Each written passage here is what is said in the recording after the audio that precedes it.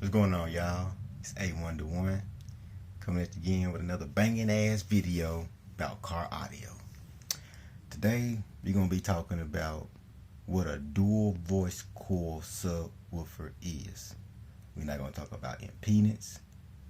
We're not gonna talk about the wiring schemes and aspects of it. We're just gonna talk about what a dual voice coil subwoofer is. A dual voice coil. Okay. Some of y'all have them. Some of y'all have seen them. If you advanced and you know what you're talking about, you just came across this video, just confirm what I'm saying. Okay. Some of y'all off the street guys get these dual voice coil subs and don't know how to hook them up. You don't know what the terminals on one side and the terminals on the other side, how to connect them, how to wire them, what it is, right?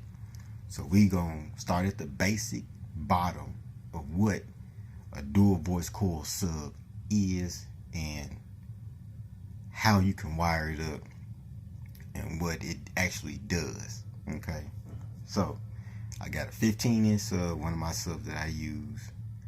It's a Sundown SA. So as you can see, we got a Sundown sub here. Okay, you see you got terminals on this side, you got terminals on that side, right? Okay, cool. When you hooking up your sub to your amplifier, and I got an amplifier right here we just gonna use, I'm just gonna sit that off in there where you can see it. Don't worry about what it is. Yeah, I know it's a boss. It's just there for intensive purposes. Okay. All right. When you're hooking up your sub to your amp, okay, you just want to run one set of wires from here to there. Okay, one set. So that means you'll have, let me see, I got, okay, now we got the sub hooked up. You got a wire coming for your negative and one for your positive. You always gonna have one wire each going to your amplifier, just like that. That's it. Don't be having 2 or 3 or 4 wires trying to squinch them up all in one, trying to get into these little terminals right here on your amplifier. Okay, now about the sub. When you in your trunk and you got your sub out and you got it maybe sitting on top of the box in the trunk or whatever, you can hook either side of these sub up because it's going to work. It's a dual voice coil sub. We're not going to talk about the impedance, just the voice coils. Okay. Now, you have inside your motor here, it's a little round thing that sits around here somewhere. And that's your voice coil. It's the little wire that wraps around the moving part that goes inside the motor. You have wire coming from this side, as you can see here, off this lead that goes up in there. Same thing on this side. This lead, yeah, they go up inside of there to the coil. Okay. The wires that's going in there that comes to these leads will make this sub work. It will work. Now, based on how many watts your amplifier is, the sub is only going to play so hard, because each of these has an impedance that you have to understand how to wire it up. Okay, so you can also use, like I said at first, you can use this side or you can use this side independently. Individually, the sub will work. It will be okay. You're not going to damage it. If I turn this sub around and hook these two up and wire them to the amp, it'll work all the same. You good. Don't worry about that. Okay. Now, if you wanted to wire the sub to where you're using both of them, you can also do that. But we'll get into that in the next video. This video is just telling you about a dual voice coil subwoofer. That terminal can be used together,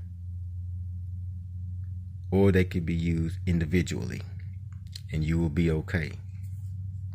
You just want one set of wire going from your positive, one set from your negative going to your amplifier. That's it,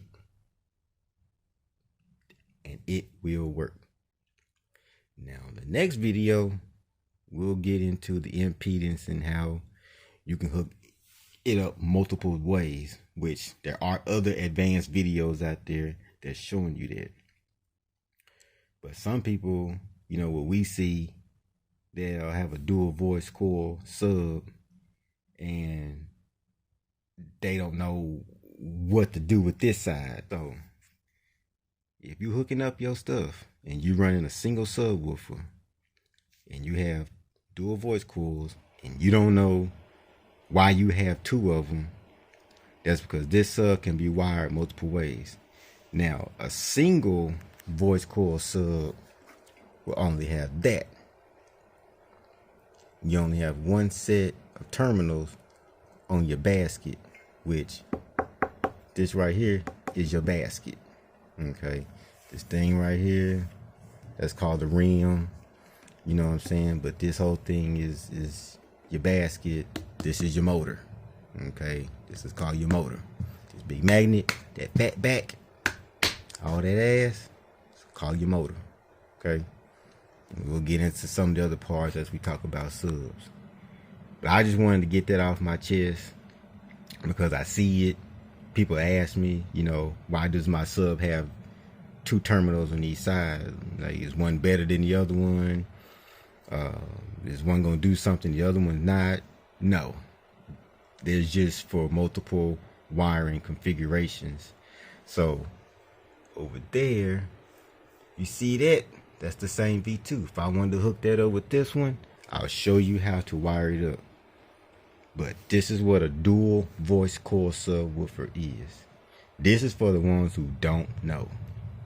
Okay, if you don't know what a dual voice coil subwoofer is, this is what it is.